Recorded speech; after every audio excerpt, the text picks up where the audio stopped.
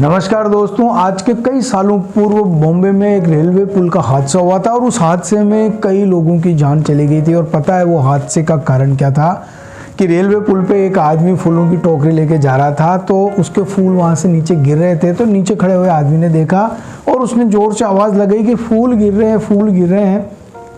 ये बात वहाँ के जो दूसरे मुसाफिर थे उन्होंने सुनी और सब चिल्लाने लगे, पुल गिर रहा है, पुल गिर रहा है। और वहाँ पुल पे चलने वालों में एक भगदड़ मच गई और उस भगदड़ की वजह से कई लोगों की जान चली गई। दोस्तों, इसी प्रकार की एक दूसरी घटना एक शहर में हुई। एक शहर में बहुत दंगे हो गए जिसमें से 20 लोगों की मृत्यु हो गई, कई दुकानें जला दी गई और बहुत दिनों तक वहाँ कर्फ्यू लगा रहा। जब दंगे की खोजबीन की गई, पता लगाया गया तो एक आदमी की एक छोटी सी बात पे दंगा प्रारंभ हो गया था। और बात ये थी कि उसने एक बात कही थी कि चवन्नी चल गई, चवन्नी चल गई।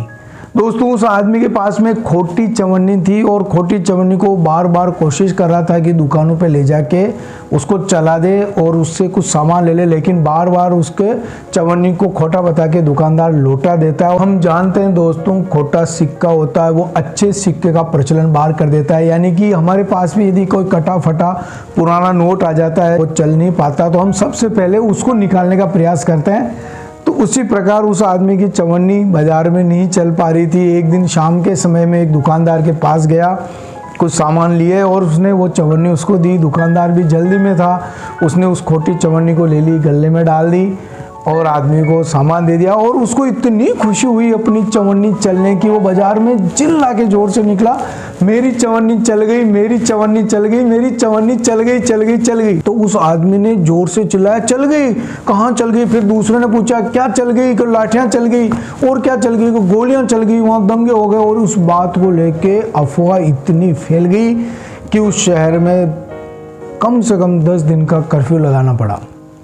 ये दोस्तों, दो बातें हमको सोचने पे विवश करती है कि हम कितनी जल्दी तुरंत और त्वरित प्रतिक्रिया किसी घटना और व्यक्ति और परिस्थिति के बारे में कर देते हैं।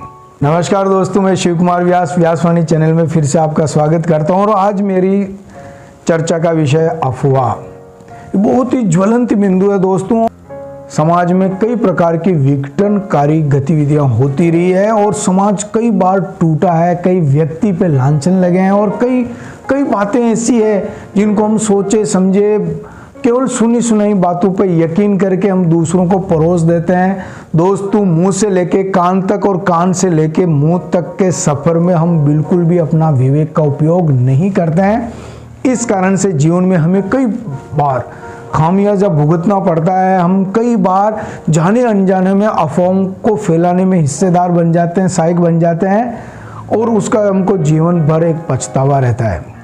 दोस्तों, अफवाह एक व्यक्ति से दूसरे व्यक्ति तक किसी व्यक्ति, घटना या सूचना के संबंधित स्पष्टीकरण की एक लंबी कहानी होती है। गलत फहमियों से उपजी बातों का वो लजीज व्यंजन जिसे मनोरंजन की आवश्यकता अनुसार नमक मिर्च मसाला डालकर लोगों के सामने सच बताकर परोसा जाता है, उसे अफवाह कहते हैं। क्योंकि भीड़ में जो बातें हम सुनते हैं उन सुनी सुनाई बातों पर हम बिना वास्तविकता जाने, सत्यता की कसौटी पे खरे उतरे बिना हम तुरंत दूसरों को वो बात फैला देते हैं और जल्दी कि फर्स्ट में मुझे पता चला इस घटना की सूचना मैं सबसे जल्दी दूं, मेरे दोस्तों को बताऊं, परिवार को बताऊं, रिश्तेदारों को बताऊं। और इस जल्दबाजी के चक्कर में उस सूचना की प्रामाणिकता को वो समझ नहीं पाता, अपने विवेक से काम नहीं लेता और उस सूचना को वायरल कर देता, तेजी से फास्ट फॉरवर्ड कर देता। जैसे हम व्हाट्सएप पे, सोशल मीडिया पे मैसेज को, जो भी मैसेज हमको मिलता है हम पढ़े बिना ही उसको तुरंत फैला देते हैं। ये अफवाहें मनगढ़ंत होती है, मिथक होती है, काल्पनिक होती है, गप कथाएं होती है, लेकिन जाने अनजाने में हम उनको फैलाने में सहायक बन जाते हैं। तो बिना प्रामाणिकता को जाने हुए हम किसी बात को जब लोगों तक फटाफट फैलाने में एक तेजी से सहायक बन जाते हैं तो हम अफवाहों के दौर में जम जाते हैं और अफवाहों के बाजार को हम गर्म कर देते हैं। दोस्तों, बहुत ही सोच समझकर हमें अपनी बात कहनी चाहिए या सुनी सुनाई बात पे यकीन, जब तक उसका कोई प्रमाणित स्रोत हमें पता नहीं हो, नहीं करनी चाहिए। दोस्तों, अफवाहों को हम किस प्रकार रोक सकते हैं, अफवाहों पे ध्यान किस प्रकार दे सकते हैं? अफवाहों पे ध्यान दो बहुत से लोग कहते हैं अफवाहों पर ध्यान मत दीजिए, लेकिन मेरा मानना है कि अफवाहों पर ध्यान देने की आवश्यकता है। यानी कोई भी बात हमारे तक पहुंचती है, किसी भी माध्यम से पहुंचती है, तो उस बात को दूसरों तक पहुंचाने के पहले उसको प्रामाणिकता की, सत्यता की, वास्तविकता की कसौटी पे खरा उतारने के बाद ही दूसरों तक भेजें। कोई जल्दबाजी नहीं करें।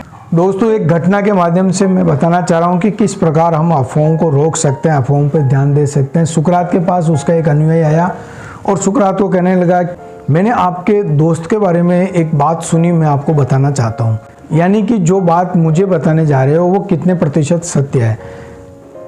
तो अगर श्रीमान, मैं उस सत्यता के बारे में तो नहीं जानता, मैंने तो वो बात सुनी है। अच्छा, तुमने बात सुनी, यानी उसके सत्यता के बारे में तुम्हें कोई भी अंदाज़ा नहीं है। अच्छा, दूसरी बात, क्या वो बात अच्छी है या बुरी? जो मैं आपके दोस्त के बारे में बात बताने जा रहा हूँ वो निश्चित रूप से अच्छी तो नहीं है। चलो ठीक है। तो तीसरी बात ये बताओ कि जो तुम मेरे दोस्त के बारे में मुझे कोई बात बताने जा रहे हो तो क्या वो मेरे लिए उपयोगी है? उन्होंने कहा कि नहीं, उपयोगी नहीं है। तो सुकरात ने कहा कि जो बात सच नहीं है, जो बात अच्छी नहीं है और जो मेरे लिए उपयोगी नहीं है, उस बात को मुझे बता के और तुम क्या सिद्ध करना चाहते हो और क्यों बताना चाहते हो? तो दोस्तों, जीवन में अफवाहों को रोकने के लिए इसी प्रकार हमें अपने को कोई भी बात हमारे पास आती है तो पहले उसकी सत्यता की पता कर लें। सत्य पता चलने के बाद ही उसमें देखें कि वो बात अच्छी है, बुरी, या इस बात को आगे फैलाने से क्या फ़ायदा हो सकता है, क्या नुकसान हो सकता है, यानी उस चीज़ पे विचार कर लें। तीसरा है कि वो कितनी उपयोगी है। जितनी उपयोगी बात है, अगर अच्छी है, समाज के लिए, देश के लिए अच्छा ही है, उसको आगे बढ़ाने में सहायक है, तो उस बात को हम करें। तो 3 कसौटी, 3 फिल्टर से आप अगर निकल के किसी बात को दूसरों तक कहोगे तो निश्चित रूप से अफवाहें खत्म हो जाएगी। इसलिए अफवाहों पर ध्यान देना बहुत ज़रूरी है। अफवाहों को रोकने में आप मददगार साबित हो सकते हैं और समाज के विकास में सहयोगी हो सकते हैं। तो दोस्तों, ये वीडियो कैसा लगा मुझे कमेंट करके ज़रूर बताएं। इस वीडियो को लाइक करें, शेयर करें और व्यक्तित्व निर्माण से संबंधित वीडियो देखने के लिए नीचे दिए गए लिंक पर आप क्लिक करें।